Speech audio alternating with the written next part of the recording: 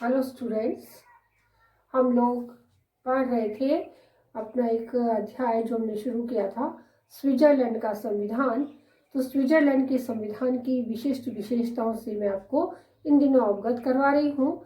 तो उसी विशेषताओं के क्रम में आज हम जो स्विट्जरलैंड के संविधान के बारे में पढ़ने जा रहे हैं वो है वहाँ की संघीय व्यवस्था। तो स्विट्जरलैंड के संविधान में संघीय व्यवस्था का प्रारूप अन्य संविधानों की तुलना में बिल्कुल अलग है।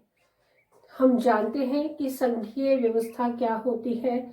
तो यदि मुख्य रूप से हम इसको देखते हैं तो वो ये है कि दो प्रकार की शक्तियां होती है। शक्तियों का विकेंद्रीकरण होता है केंद्र में और राज्यों में। तो शक्तियों का बंटवारा होता है संघवाद में।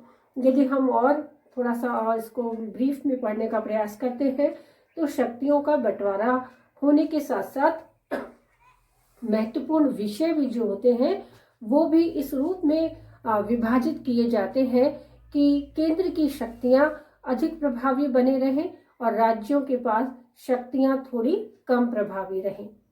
संघवाद की विशेषताओं में जब हम देखते हैं कि न्यायपालिका की स्थिति जो होती है वो कैसी होती है और जो कार्यभार संभालने की जब बात करते हैं तो वो केंद्र और राज्यों में भिन्नता लिए हुए होता है और विभिन्न प्रकार की जो नागरिकताएं हैं या जो सरकारें हैं, दोहरी सरकारें होती, केंद्र सरकार अलग होती है, राज्यों की सरकारें अलग होती है। तो इस प्रकार से जो संघात्मक शासन व्यवस्था है वो हर राष्ट्र में विभिन्नता लिए हुए है। तो आज जो स्विट्जरलैंड की संविधान की व्यवस्था है उसको आज हम पढ़ने जा रहे हैं। तो इसकी पहली विशेषता है दोहरी सरकारें। हमें ज्ञात ही है कि केंद्र की सरकारें अलग होती है और राज्यों की सरकारें अलग होती है। कि ये देश में दोहरा शासन है, संघात्मक शासन कि केंद्रीय और प्रांतीय। केंद्र में अलग सरकार है, प्रांतों में अलग सरकार है और दोनों ही सरकारों की अपनी अपनी व्यवस्थापिका, कार्यपालिका और न्यायपालिका होती है। तो ये इसकी संघात्मक शासन व्यवस्था की पहली विशेषता है जो स्विट्जरलैंड में है। दूसरी विशेषता की हम बात करते हैं तो शक्तियों का बंटवारा। तो शक्तियों का बंटवारा अन्य राष्ट्रों की भांति यहाँ पर भी किया गया है और वो शक्तियों का बंटवारा इन तीन प्रारूप में किया गया है। पहला है संघ सरकार की शक्तियां, कि जो संघ सरकार को प्राप्त शक्तियां हैं वो विशिष्ट शक्तियां हैं। उनमें वो सारे विशिष्ट विषय हैं जिनका संबंध पूरे स्विट्जरलैंड से है और पूरे स्विट्जरलैंड से होने की वजह से वहां पर संधियां, सैनिक मामले, युद्ध और शांति की घोषणा, रेल, संघीय मार्ग, पुल, डाक, टेलीफोन, बेतार के तार, बैंक, शिक्षा और सिक्का, उच्च शिक्षा, कैंटीनों के आपसी विवादों का निर्णय और देशीकरण आदि ये सारी की सारी विषय संघ सरकार की शक्तियों में शामिल है। जब संवर्ती शक्तियों की हम बात करते हैं तो संवर्ती शक्तियों में भी बहुत सारे ऐसे विषय हैं जैसे उद्योग, बैंक तथा सड़कों के विषय। ये दोनों ऐसे विषय हैं जिसे दोनों का ही इस पर अधिकार होता है, लेकिन जो सरकारें हैं मुख्य रूप से केंद्र सरकार के पास ऐसे ज़्यादा विषय हैं जो मुख्य रूप से स्विट्जरलैंड के मुख्य विषयों में आती है जिसका संबंध पूरे स्विट्जरलैंड से होता है। और तीसरी बात जब आती है कैंटनों की शक्तियां, तो कैंटनों की शक्तियों में तीन प्रकार अलग प्रकार की शक्तियां हैं जैसे कि शांति और व्यवस्था को बनाए रखना, स्वास्थ्य एवं सफाई की व्यवस्था करना और सार्वजनिक निर्माण कार्य और शिक्षा की व्यवस्था करना कैंटनों की शिक्षा व्यवस्था के अंतर्गत आती है। तो इस प्रकार से जो शक्तियों का बंटवारा है तीनों में, संघ सरकार और संवर्ती सूची जो प्रांतों के पास में है जिस पर संबंध दोनों का होता है, और कैंटनों की शक्तियां अलग है। तो इस तरीके से शक्तियों का पूर्ण बंटवारा वहां पर किया गया है। ये भी संघीय शासन व्यवस्था की विशेषताओं में आता है। अगली विशेषता है लिखित एवं सर्वोच्च संविधान, कि स्विट्जरलैंड का संविधान लिखित संविधान है और संविधान की सर्वोच्चता वहां पर मौजूद है। संविधान की सर्वोच्चता का अर्थ होता है कि जो भी उच्च पदाधिकारी है या कोई से भी पदाधिकारी हैं जिनका संबंध सरकार से है, उन सबको जो शक्तियां प्राप्त है वो संविधान के अनुसार ही उनको शक्तियां दी गई है, यानी सब संविधान के अधीन रहकर ही कार्य करते हैं। इसीलिए वहां का संविधान सर्वोच्च संविधान की श्रेणी में आता है। तो ये भी संघवाद की विशेषता है। अगला है स्वतंत्र न्यायपालिका,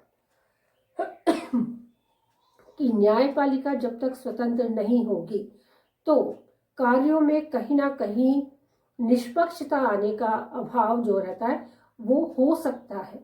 लेकिन यहाँ पर स्विट्जरलैंड में स्वतंत्र न्यायपालिका है, जिसकी वजह से जब भी कोई कानूनी दांवपेच आते हैं तो न्यायपालिका निष्पक्ष रूप से, स्वतंत्र रूप से अपने निर्णयों को प्रतिपादित करती है, जिसकी वजह से वो पूर्ण रूप से स्वतंत्र बनी हुई है।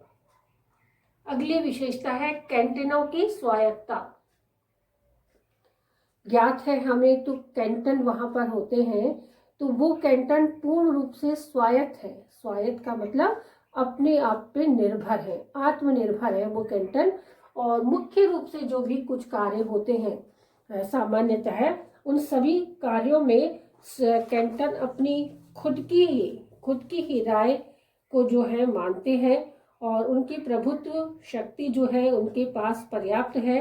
और कुछ अवशिष्ट शक्तियां हैं जो केंद्र और राज्य सरकारों में शामिल है, लेकिन कैंटन को समान प्रतिनिधित्व प्राप्त है और संघीय सभा में उच्च सदन सीनेट में कैंटनों का समान प्रतिनिधित्व प्राप्त है।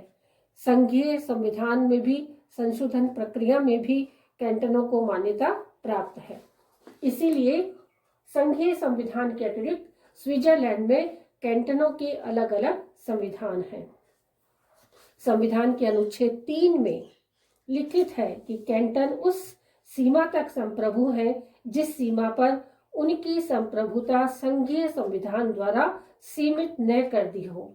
वे उन सभी शक्तियों का प्रयोग करेंगे जो राज्य मंडलीय शासन को हस्तांतरित न कर दी हो।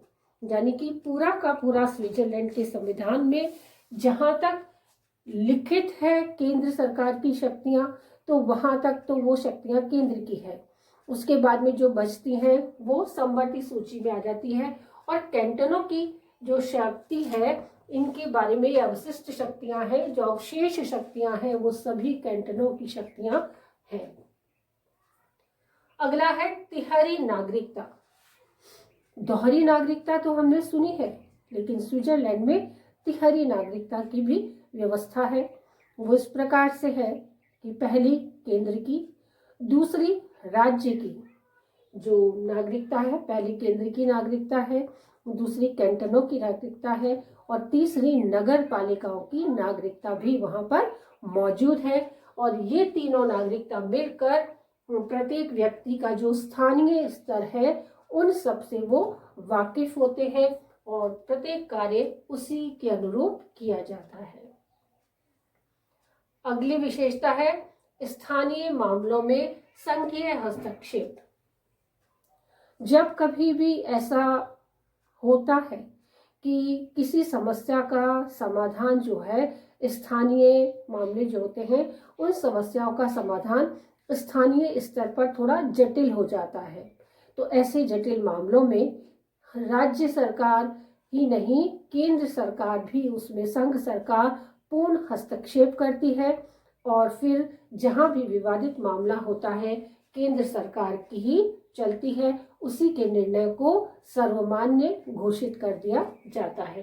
तो ये व्यवस्था भी संघीय व्यवस्था की ही एक विशेषता है। अगला है केंद्रीकरण की प्रवृत्ति। जहां तक शक्तियों की बात है, शक्तियों का बंटवारा पूर्ण रूप से किया गया है। जहां पर विषयों का बंटवारा है वो भी वहां पर पूर्ण रूप से किया गया है, लेकिन फिर भी वहां पर केंद्रीकरण की प्रवृत्ति को स्पष्ट रूप से देखा जा सकता है कि केंद्र यदा कदा क्या करता है, अपने जो भी मामले हैं, जो भी समस्याएं हैं, स्थानीय समस्या है या कैंटनों की समस्या है, तो उन समस्याओं में अपना हस्तक्षेप करता है और अपनी नीतियों को प्रभावित करने के लिए पूरी की पूरा जो डिसीजन होता है वो केंद्र सरकार के द्वारा ही होता है, संघ सरकार के द्वारा ही होता है। तो ये जो केंद्रीकरण की प्रवृत्ति है, मतलब जो शक्तियों का एकीकरण है, तो संघवाद में यदि शक्तियों का एकीकरण होता है तो वो वहां पर पूर्ण रूप से संघीय व्यवस्था नहीं है, बल्कि संघीय व्यवस्था कहीं ना कहीं एक एकात्मक शासन व्यवस्था की ओर झुकी हुई होती है, जैसा अन्य विशेषताओं में हम देख सकते हैं। तो स्विट्जरलैंड के संविधान में जो केंद्रीकरण की प्रवृत्ति है उसको स्पष्ट रूप से देखा जा सकता है, और वो प्रवृत्ति है जो स्विट्जरलैंड के केंद्र को ज्यादा प्रभावी बनाती है। यदि हम उन प्रवृत्तियों की बात करते हैं तो उन प्रवृत्तियों को निम्न बिंदुओं के माध्यम से और भी श्रेष्ठ तरीके से समझा जा सकता है। जैसे कैंटनों के कानून के विषय में यदि कोई भी बात होती है कि यदि कैंटन ने कोई कानून बनाया है और उन कानूनों में यदि केंद्र सरकार ने हस्तक्षेप किया और उन कानूनों में संशोधन करके उसे पारित कर दिया, तो फिर कैंटन कुछ नहीं कर सकता, जैसा केंद्र सरकार ने पारित किया है उसे वैसा ही मान्य करना ही होगा। तो यहाँ पर केंद्र की स्थिति उच्चता का भान करवाती है। दूसरा, जब हम बात करते हैं कि विषयों का बंटवारा केंद्र के पक्ष में, कि जब संघवाद में शक्तियों का बंटवारा होता है तो उस बंटवारे में जो विषय है, तो महत्वपूर्ण जितने भी महत्वपूर्ण विषय हैं वो सभी केंद्र सरकार की झोली में आ जाते हैं, जिससे ये कैंटन और जो वहाँ के अर्ध कैंटन है वो केवल एक ऐसी मुद्रा में ही रहते हैं कि उनके पास वो जो चीजें प्राप्त हुई है वो अवशेष शक्तियां हैं, मुख्य सारी शक्तियां केंद्र के हाथों में ही होती है। जैसे मुद्रा है, बैंक है, या मुद्रा टंकन है, संधियां हैं, समझौते हैं, बहुत सारे ऐसे विषय जो मुख्य रूप से वहां पर मौजूद है, रेल है, यातायात है, तो ये सारे विषय वहां के केंद्र के पक्ष में है। अगला हम देखते हैं मतभेद में केंद्र विजयी होता है।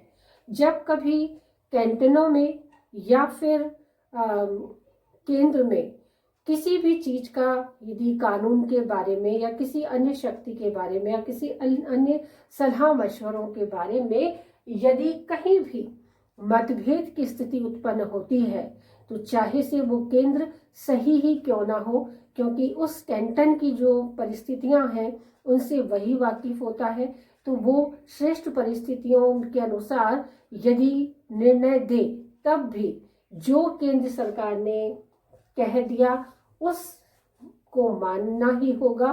तो इस प्रकार से मतभेद की स्थिति में सदैव केंद्र ही सर्वोपरि होता है, केंद्र ही वो शासन को, कार्यों को, जो निर्णय जब की स्थिति में पहुंचाता है वो केंद्र सरकार ही पहुंचाती है। अगला पॉइंट है, कैंटनों को संशोधन में केंद्र की अनुमति लेनी पड़ती है। जैसा हमें ज्ञात है कि स्विट्जरलैंड में संघवाद मौजूद है, वहां पर केंद्र और अर्ध कैंटन, पूर्ण कैंटन, अर्ध कैंटन और कैंटन के रूप में जो वहां पर अलग अलग प्रशासन व्यवस्था मौजूद है, उन्हें कानून बनाने की पूर्ण अलग अलग संविधान है, अलग अलग नागरिकताएं वहां पर मौजूद है। लेकिन उसके बावजूद भी यदि कैंटनों को किसी प्रकार का संशोधन करना है बनाए गए कानूनों में, तो उसे केंद्र सरकार की अनुमति लेनी ही होती है। तो इससे हम क्या कह सकते हैं कि यहाँ पर जो स्थिति है उन्हें केंद्र की स्थिति उच्चता का भान करवाती है। और अंतिम पॉइंट है, कैंटनों के विवादों का निपटारा केंद्र ही करेगा। यदि दो कैंटन में या दो से अधिक कैंटनों में यदि आपसी विवाद की स्थिति उत्पन्न हो जाती है, तो वो भी उन विवादों का निपटारा भी केंद्र सरकार ही करती है। और इस केंद्रीय सरकार की इस स्थिति की वजह से वो पुनः उच्चता के स्थान पर आ जाती है। तो इस तरीके से हम कह सकते हैं, इन 5 बिंदुओं के माध्यम से हमने पढ़ा कि स्विट्जरलैंड में संघवाद है, वहां पर संवैधानिक व्यवस्थाओं में संघात्मक शासन व्यवस्था या संघवाद की व्यवस्था को उच्च स्थान दिया गया है स्थान, और इस व्यवस्था को अपनाया गया है, लेकिन वो पूर्ण रूप से संघात्मक शासन व्यवस्था नहीं है। वो इन बिंदुओं के माध्यम से केंद्र की ओर झुकी हुई शासन व्यवस्था है, जिसे मुख्य बिंदुओं के द्वारा हमने सिद्ध करने का प्रयास किया है।